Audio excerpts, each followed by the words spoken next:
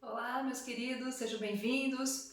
Gente, semana passada a gente falou um pouquinho sobre a questão da desigualdade de forma geral. Eu tentei mostrar para vocês como a desigualdade ela tem toda uma questão histórica, né, que não é se nós somos um país desigual, não é à toa, não é do nada, isso tem uma relação com todo um contexto histórico e geográfico.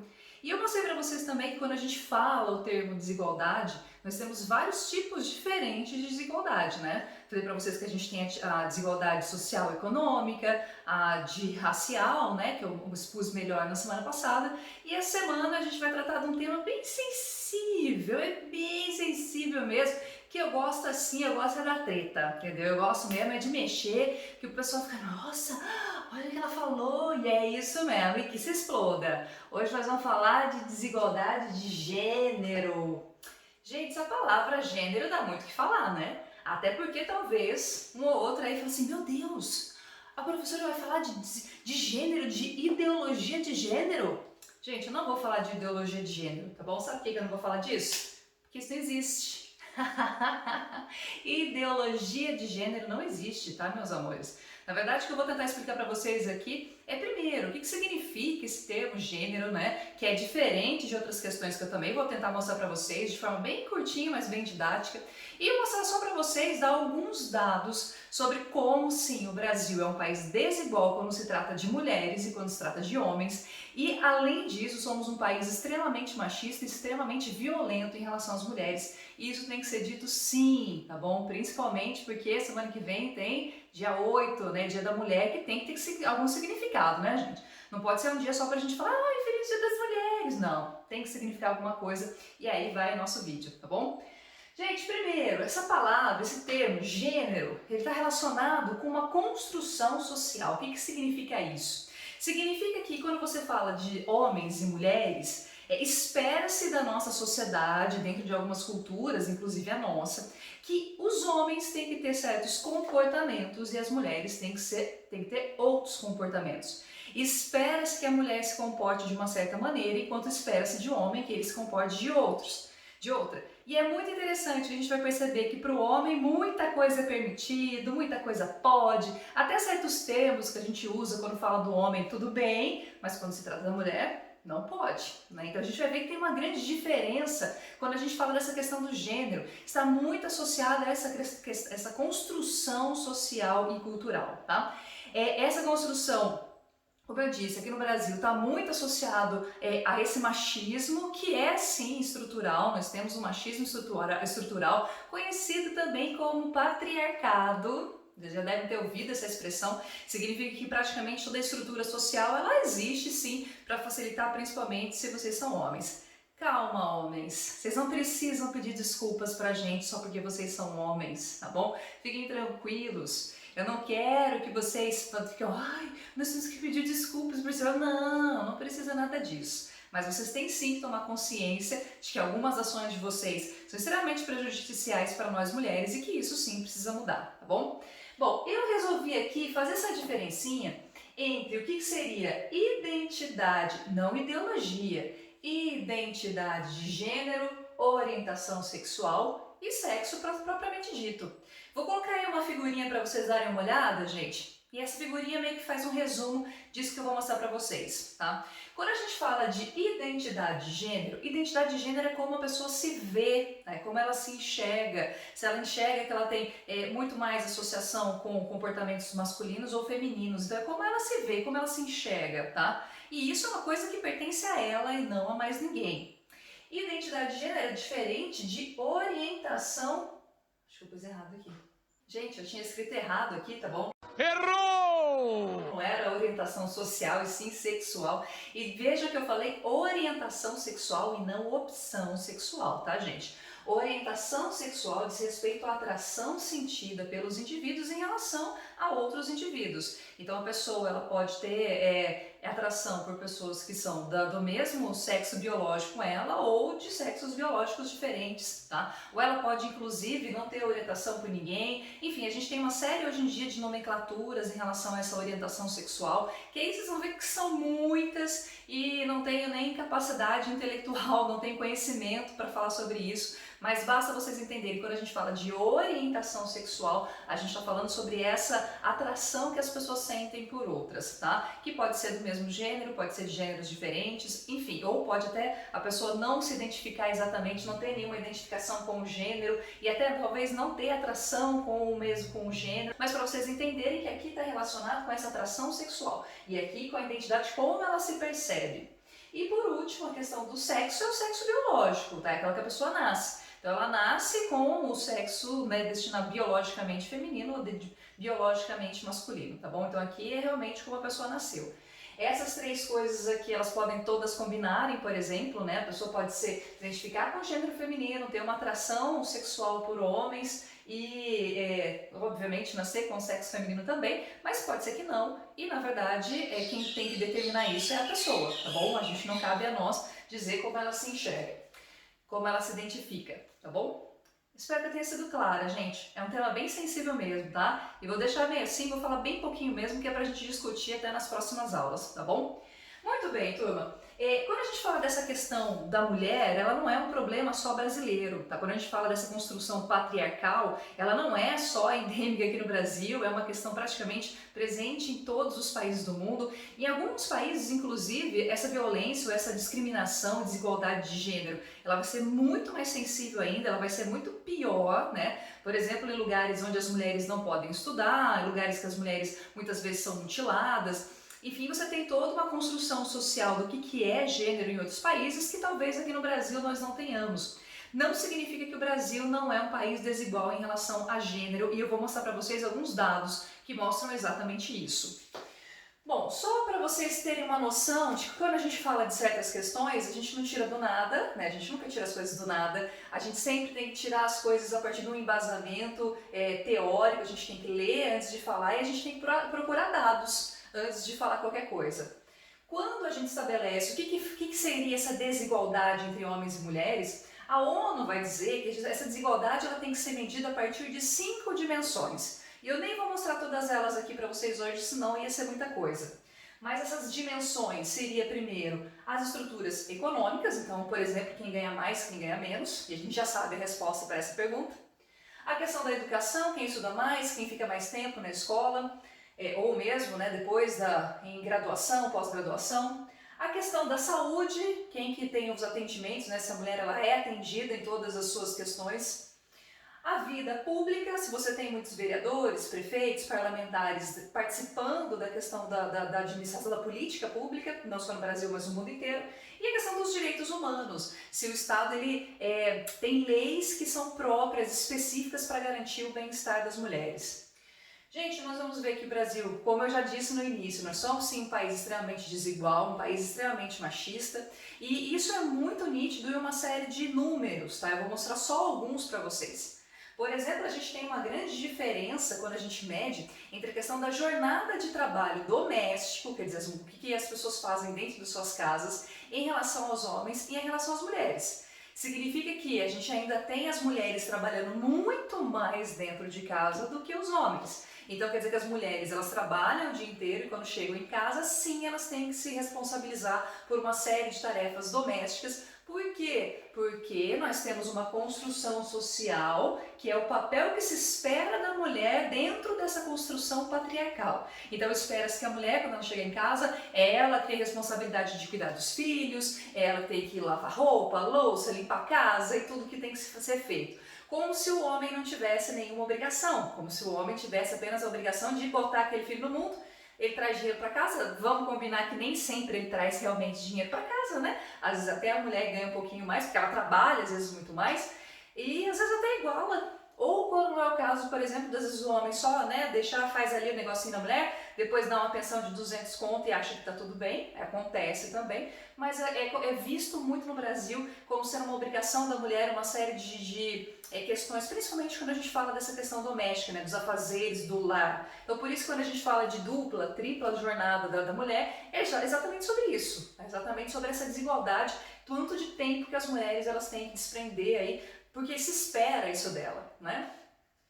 Outra coisa que é bem diferente, tem que se ficar muito nítido, eu vou até colocar aí para vocês alguns dados, que quando a gente faz a comparação também entre mulheres brancas e pretas, a gente vai ver que as mulheres pretas, elas são, sempre, quase todos os indicadores são piores em relação a elas. Então sempre, além de você ter essa diferença de gênero, a gente vai perceber que nós temos também uma diferença racial, quer dizer, as mulheres negras, elas sempre vão sofrer ainda mais do que as mulheres brancas.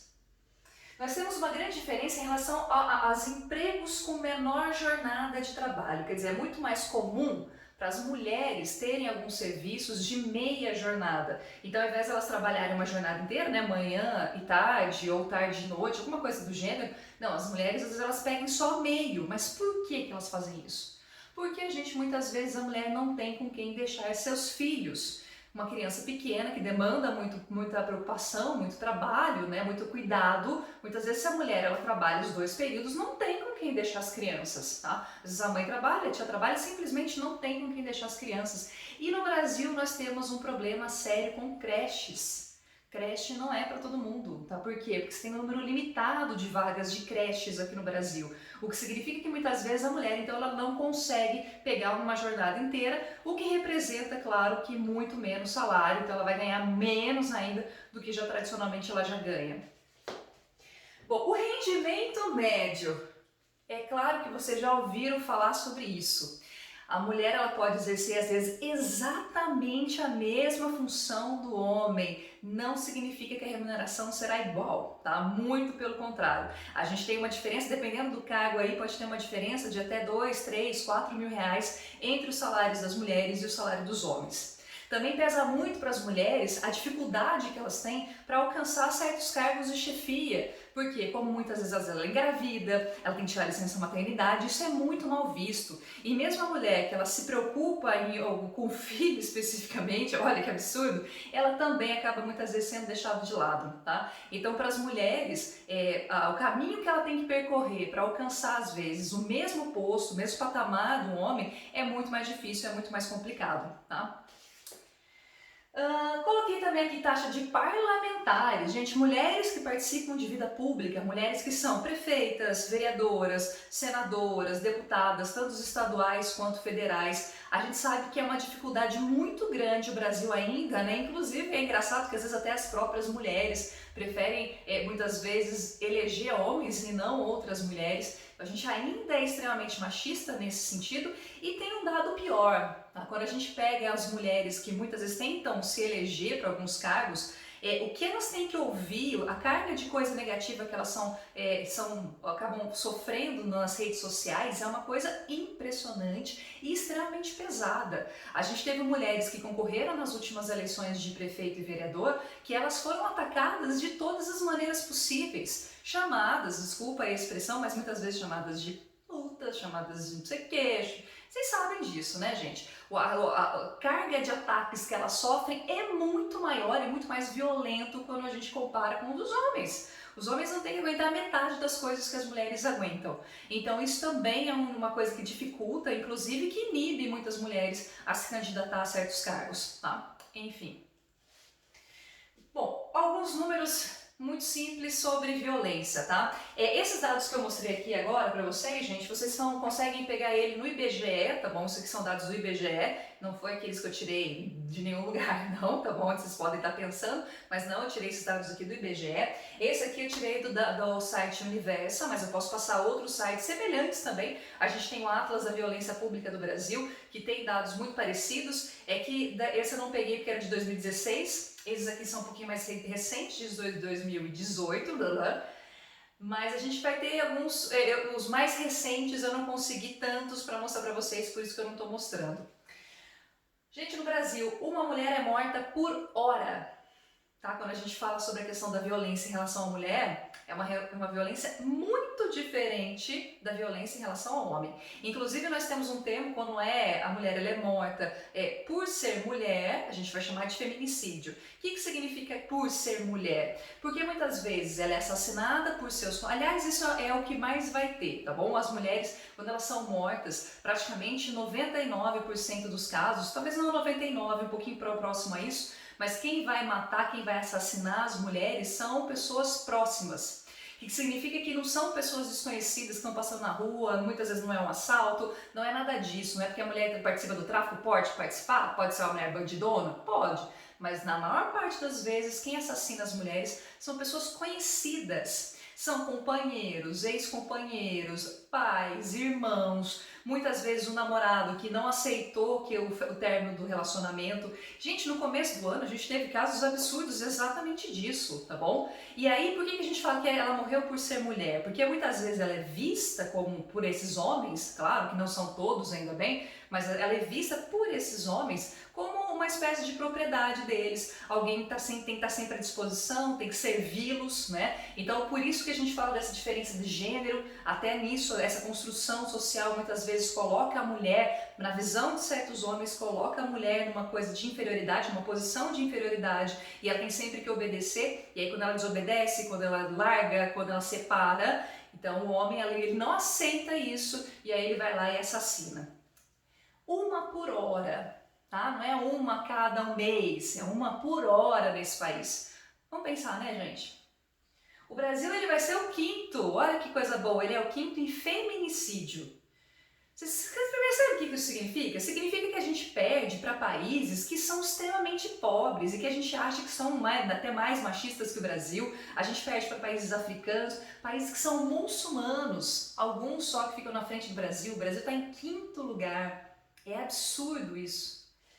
Uma mulher vai ser agredida no Brasil a cada 2 minutos. Em 2020 isso subiu um pouquinho, tá? A gente teve um número maior de agressões por conta do isolamento, por conta da pandemia, muitas mulheres ficando mais tempo em casa. Sim, elas foram mais tempo agredidas, então a gente tem um número maior ainda dessa violência.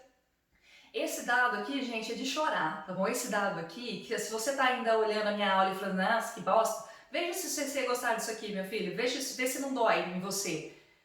Uma menina de 13 anos é estuprada a cada 15 minutos nesse país. Quando a gente pega o número de estupros, muitos desses estupros são de menores e de meninas com menos de 13 anos. E quem faz o estupro? É um desconhecido na rua? É alguém que está passando? De novo, não. São pessoas próximas a essa criança. Pode ser um vizinho, pais, avós, tios, amigos, tá?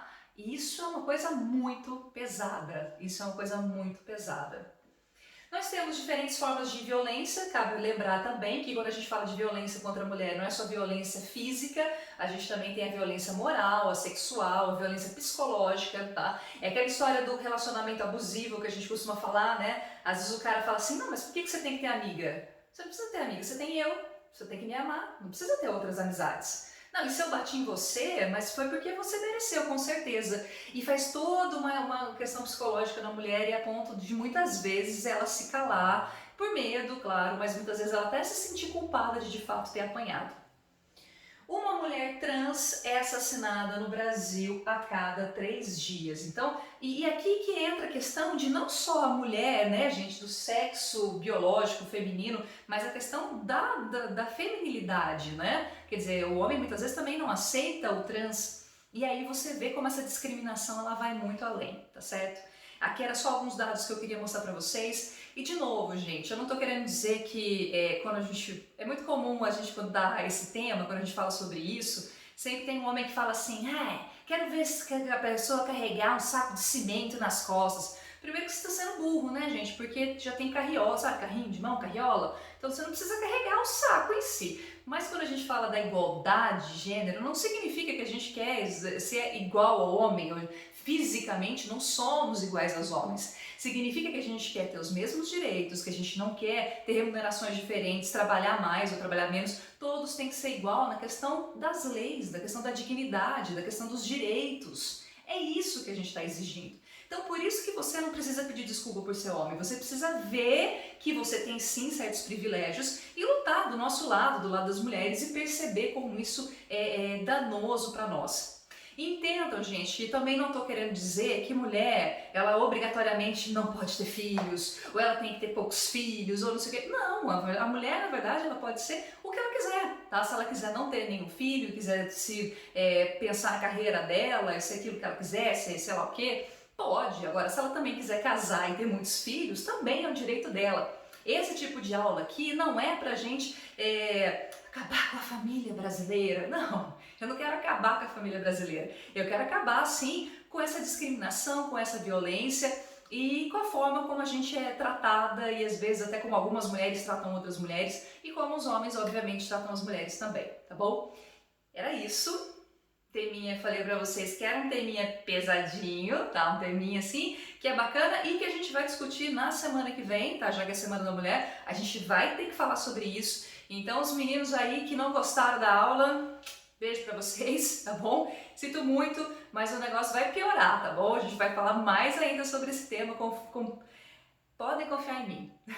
Gente, um beijo, boa semana e até semana que vem. Tchau, tchau.